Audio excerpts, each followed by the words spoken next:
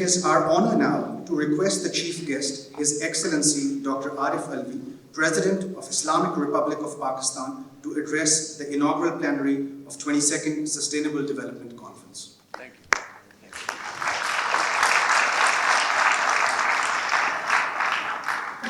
you. Bismillah ar-Rahman ar-Rahim.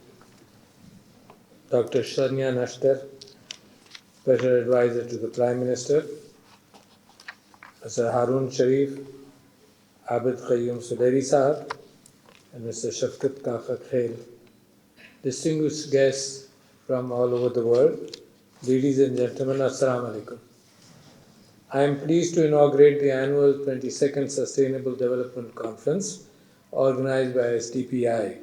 I would like to congratulate Ambassador Shafkat Kaka Khail, Chairperson of Board of Governors, Mr. Abid Qayyum Sudairi, and the entire group which consistently organizes these every year and develops policies and indicators of where the government and the people should be going. My first question in my mind was, how efficient is the communication of what you have deliberated upon and the take-up by the government? And I've always been worried about it. I've been a believer in think tanks, but I've understood that there's usually a huge gap between what the think tank produce and what the governments have adopted. I've been pushing for this somehow or the other, that the deliberations must be more productive, and I'm glad you've given me a book to read upon. But I hope the policymakers, the ministers, the people involved should also be going through these, because it's very important that when very well-educated, intelligent people like you, all of you here, think about something, and that has to be communicated well in the corridors of power for it to become important and with efficacy should be implemented. The title of this conference, of course, is also important in the sense that how the sustainable development goals or sustainable development in the digital age respond to what the people want, what the digitization of almost all communication and data is happening at the same time, and that interlink is becoming more and more important. With artificial intelligence and the ability to organize data, there are many questions which are coming up. All of us are very convinced with the fact that the fourth industrial revolution is going to be very important, and it has already affected our lives in communication, in finance, and you name it, in every field it has affected our lives. In Pakistan, we are concerned about how to quickly jump on this wagon and how to be able to change the destiny of the country. More than actual brick and mortar kind of development, I believe this intellectual change which is happening probably makes it easier for Pakistan to be able to utilize this new technology and jump faster into the development in the world today. But it is also being challenged. But those challenges are not our immediate challenges. Those challenges are very important for us to think about. And what are the challenges? And those challenges are being brought forward, like it was mentioned here by, I think, by Abid Sudairi, that there are positive aspects and there are negative aspects. And both of those bother me. The positive aspects are very good. For example, it can be in health. The biggest impact of information and knowledge throughout history has to be in health. And all developments which take place to be able to feed the population and to keep the population healthy. Even if you are going to the moon, it is an academic exercise, plus the fact that NASA and the US government has always talked about the benefits to mankind about all that progress which is taking place, and benefits in health come as a priority. So the benefits in health are tremendous. For example, things which are probably within reach of Pakistan also. It's genetic engineering, and I'll talk about the negative aspects of the same. It's about the ability with artificial intelligence and improved data to be able to develop new drugs, to be able to develop new materials and much faster rather than research based, to feed data into logic circuits. And imagine the logic circuits when they're able to not just crunch data, because that was the ability of the third industrial revolution, to be able to crunch data. This is beyond crunching of data. This is an artificial judgment which we make, and this replicates what the neural networks in our own mind used to do. For example, we have a good brain. It accepts data, it accepts a lot of data. But today, the amount of data available, the amount of knowledge available today, probably hundreds of thousands of humans could be put together to be able to store that data and then to be able to make a judgment. So, what we do in our own minds, we basically have an efficient way by which we limit the information which we have. And all of you who study a lot, who read a lot, you know how your brain works. It throws out some of the data, keeps those things which your brain has considered important, and based upon that, you make judgments. And we have these closets and cupboards in our brain, in our mind, whereby we place people, we place ideas, those which are important, and those which are not important get rubbed off and scrubbed off. So that's the judgment in our own neural networks which we are making. With artificial intelligence, that is possible with the huge, much more, millions of pieces of data, much more than what my brain could store. For example, in radiology, a radiologist could look at an X-ray, had an experience in a lifetime of 400,000 X-rays maybe, and be able to diagnose the disease. But with the ability of recognition of images, like the face recognition technology, the ability of recognition of faces, the ability to look at the entire X-ray, for example, something maybe here which the radiologist may miss out here, the ability to look at the background of maybe a billion X-rays being taken in the world today, to able to look at all that data and to make a diagnosis within millionth of a second is something, an advantage which was discussed here. For example, that some of the jobs will be seriously challenged. There are philosophers and there are scientists who are looking at this possibility.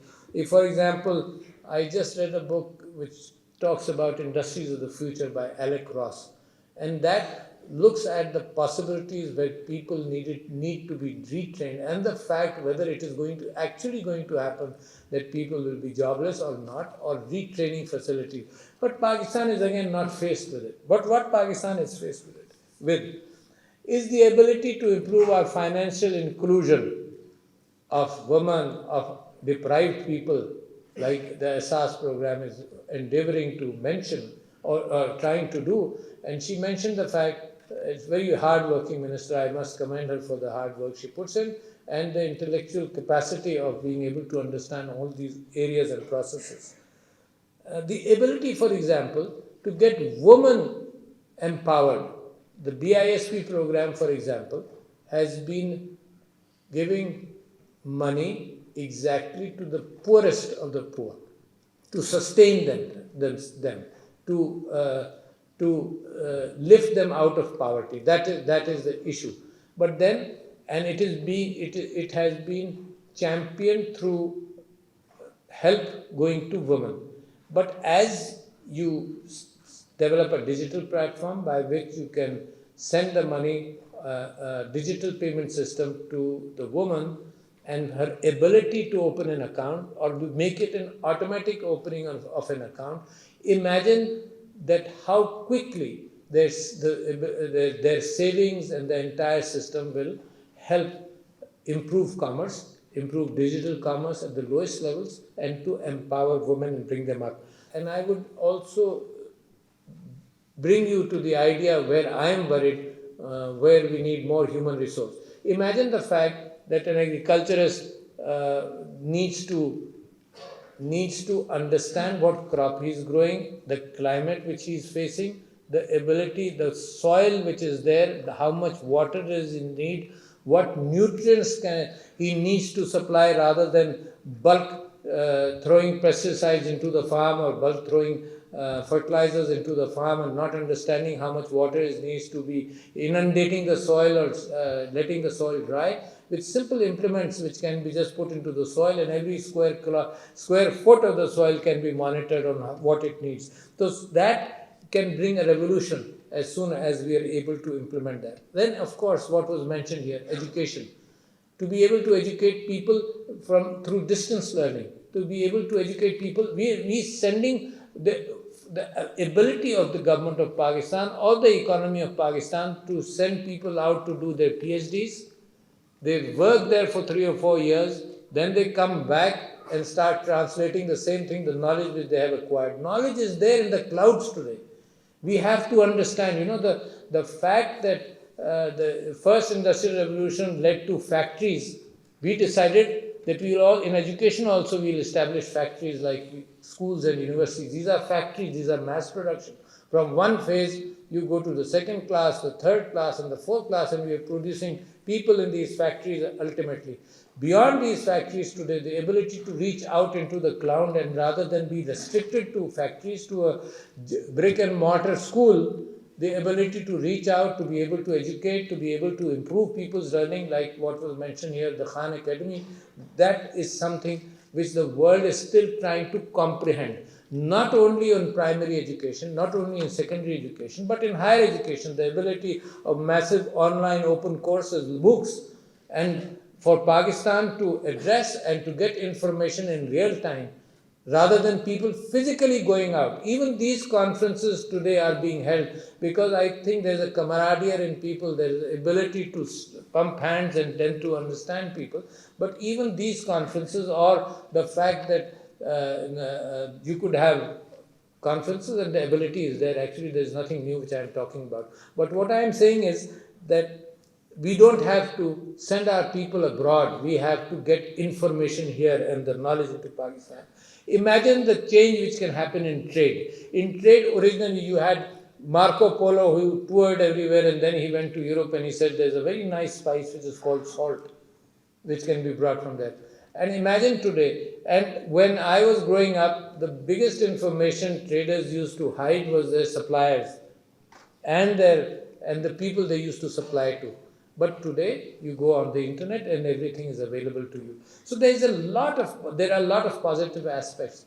What bothers me even today in Pakistan, and the dangers also, and at this conference where such important people are there, there's nothing new which I am talking about, but I have read scientists and philosophers. In fact, the last book of Stephen Hawking, who was a scientist who wrote The Brief History of Time, he wrote a book, Brief Answers to Big Questions, the last book which he wrote. And, for example, the philosopher Hariri talked about what is possible right now are the dangers of the intelligence network which is propagating. And the most important part of that, which I can just narrate to you, is the fact that our own evolution has happened in a very chemical manner. The change in DNA in our history, in our life cycles, is almost impossible, but over a period of 10,000 years or a period of millennia, that chemical change, which is an algorithm, our thinking is actually a chemical algorithm. A change in that structure of understanding, etc., has taken tens of millions of years. But the algorithmic change of understanding on the same level of neural networks, on the same arguments which the mind thinks about, at the level of algorithms, takes days today. So there is a challenge to the human race itself. That there is a challenge that who will be making these judgments. There is the ability to, through CRISPR, to modify for genetic modification. And are you going to stop genetic modification under some fear? Even in China, 2 incidents happened when before childbirth genetic modification was done. So these are major ethical challenges. Is this humanity ready for a specially modified, human, efficient, intelligent human race? A species which can be created, the possibility is there. It's not a philosophical question anymore. If you allow that to happen within 10, 15 years, there will be genetically modified children coming out which are better and smarter and more disease resistant. You've done it to crops. It can be done to human beings. So there are ethical barriers or ethical issues which you have to think about.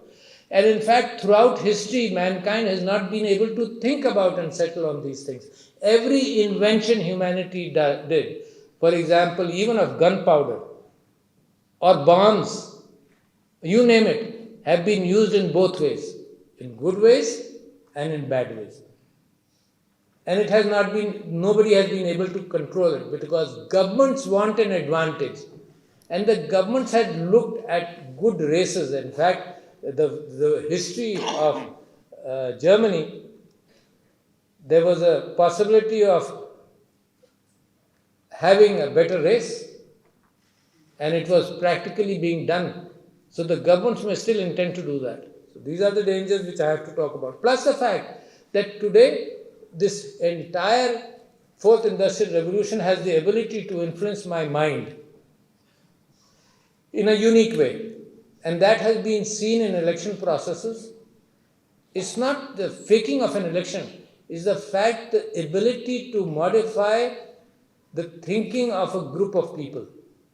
And again, our own biases, etc., make us prone to the fact that even a small amount of fake news or overburdening of real news in a certain way can influence decision making of humankind. That's very important today. And I give this example quite frequently, that WhatsApp revealed that the 80% of WhatsApp during the Indian elections in India were fake. And people must have believed that. So those are the dangers when our people may be influenced in a certain way which may not be right or wrong. And what is right and wrong anymore? Right is good for society. Today, for example, there is a very good article. What is happening today? It was mentioned by one of the speakers that the disparity between the rich and poor, we have to look at that. And sustainable development intends to look at that. The disparity between the rich and poor has been increasing. And with new artificial intelligence and the software technologies as it is developing, it has further increased the disparity between the rich and the poor. If some of you have looked at a full-page advertisement in New York Times, which I have received today, is by Klaus Schwab and the World Economic Forum. And they're asking the multinationals, for example, specifically multinationals and all companies, to own 4 or 5 things. And what are they? To be responsible to their own workers, to be responsible, and add a few sentences to that and describe it, and you will probably describe it, to be responsible to their own workers, to be responsible to their clients, to be responsible to their suppliers, to be responsible to the community where they live, and to be responsible to the generation in which they are working, and to be responsible to the future generations as far as the environment is concerned. And to remain responsible to the shareholders. But companies, if they remain for profit, not considering the health of the people and the community and of their workers and of their suppliers or of the world, are going to be irresponsible multinationals. So it is very important that besides government should also be thinking of the same things. And the big money, today bigger than governments is big money. At the time of the United Nations, it was the big governments which needed to be controlled. Big governments and their power of weaponry, those two things needed to be controlled in the late 40s and early 50s. Today, Facebook is bigger than governments. And governments are appealing to Facebook, stop this, do not do this.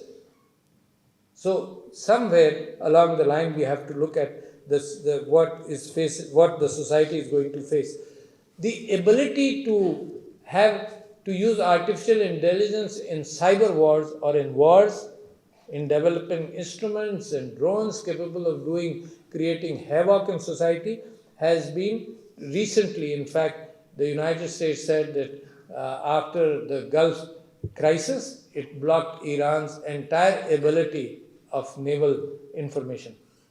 So that is important for Pakistan also. What can you do? So therefore, having said all this about so many possible situations, and those of you who are interested in health and the possibility of artificial intelligence in health must read the book by Eric Topol, Deep Medicine, and that relates to what can happen in health and what should we be looking at. So therefore, what Pakistan faces, let me close this. What Pakistan faces, I wrote an article in in some newspapers as soon as the government put me at this responsibility, and I talked about artificial intelligence and the need for Pakistan to jump on this right away.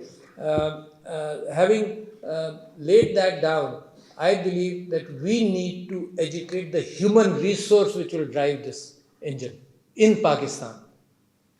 So we are missing we are missing the human resource. And let me give you an example that we produce at the bachelor's level and the master's level 26,000 graduates in software or in IT. Only 6,000 are employable, the rest are not. So therefore, we need to, like 200 universities in Pakistan who are there in the public sector, and there are about 25 universities which are directly under the Chancellor or the President of Pakistan. We need to improve that teaching so that we can be producing people who will be good for us. Now, I went to Tokyo, and the Prime Minister of Japan, Mr. Shinzo Abe, and we were talking about different issues, and I mentioned the fact that we have a young population. He said if you can produce 100,000 people in IT, we will employ them right away. Then the ambassador of Germany, who was leaving Pakistan, he said we need 100,000 people.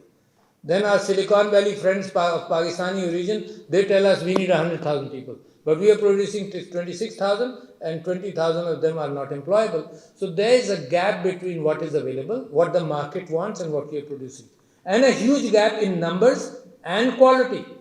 So therefore, I need to influence somehow. I take the responsibility myself rather than throwing it everywhere. I take the responsibility myself, and there's a program which is which is final and which will start in June this year.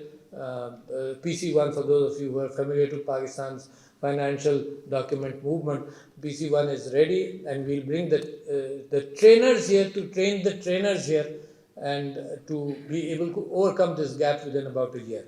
So that's important in education. And of course, at the lower levels, rather than continue to build, invest in brick and mortar schools, to reduce the investment there, have it, but reduce it, and to look at the cloud and the tablet to be able to educate your own children. And I practiced that in my own constituency, where 20 children went into the regular brick and mortar system and 20 were exposed to tablets for the first time. This is class 1. And we found that the children who started with tablets and the available resource were far better in learning than the children in the brick and mortar system. So therefore, on education at the lower level and the higher level, we have to think about how to improve that. Fake news is very important as far as Pakistan is concerned, and the elections coming in the future. We need to ensure the fact that our people, somehow or the other, the world is worried, not only Pakistan, the whole world is worried about fake news right now, but something which you can deliberate upon and come forward with, some proposals on how to do that. Fintech, the ability of digital payments to document the economy, it makes it easier, and the fact that it empowers everybody and increases commerce, that is important. Outreach, Dr. Sanya Nashar talked about the outreach to the people, at least in health, and she explained a good scenario of what is possible. That is happening right now. What she talked about, the woman in her, is actually happening right now. It's just the fact that Pakistan should also dream that in the next few years that should happen. The other aspect, I have a sequence of 10 or 12 points, so I forget the sequence, but the other aspect is fast decision making. In this world of a digital society, decisions have to be fast, as of yesterday. As far as Pakistan is concerned, these decisions should have been made yesterday, but doesn't matter. Still now, there is time, we have to improve that. Entrepreneurs should be encouraged. I called in a number of industrialists and I asked them, what is your worth? And this big houses mentioned to me that some house is worth $1.5 billion and another is worth maybe $1 billion. And I asked them, how much time did you take to come to this level? And they said probably more than 70, 80 years, because this is the third or fourth generation of these big houses making enough money to become billionaires. And then there are examples around where in three or 4 years, even Pakistani examples are around, in 3 or 4 years, with this new ability of software development, developing apps, developing programs, people have become billionaires in 3 or 4 years and have sold their companies for $3 or $4 billion at least. So we look for investment in IT from the big houses, because I'm enticing them that you'll have more profits with all these investments around. We need to improve our intellectual capacity in this manner, because what is important is that improving industrial capacity requires billions of dollars to be able to do that. Improving intellectual capacity can be done in peanuts. So therefore, having said all that, the next important part is data. How do we handle data? The world is still confused. There's pilferage of data. Pakistan has a lot of data in different silos. We have NADRA, we have SARS program, we have the health data, we have communication data, we have banking data. We should be able to ensure the fact that our data remains secure, and we should be analyze things ourselves. Now the fact that when we are going to produce a lot of people in artificial intelligence, as well as in other areas of IT, we are not going to do the same mistake which we did in the 70s and 80s and 90s. We produce the best people in health, and we produce doctors, and then we exported all of them. From a good cultural training and a good background of health, they are still serving the other countries. We don't want to do this with our IT professionals which we produce. We want them to be able to stay here, get employment elsewhere. That is fine, as long as our own institutions come up to be able to use them. We need to produce people, and we need to be able to use our own people for the development of society. So, ladies and gentlemen, I look forward to your deliberations. It is very important. The government needs all possible help in understanding this new phenomenon which is going to change society, which is going to change humanity. And I don't know, some people are very pessimistic that this human race will not survive. But that just tells us that the importance of how to manage all this in all respects, in the good respects, which it is ready, we can see all that, but also the possibility of artificial intelligence and IT being used in a manner where it is more destructive than it is of positive influence. So congratulations to you for a good number, for good inputs which I got, and ladies and gentlemen, thank you very much for listening to me.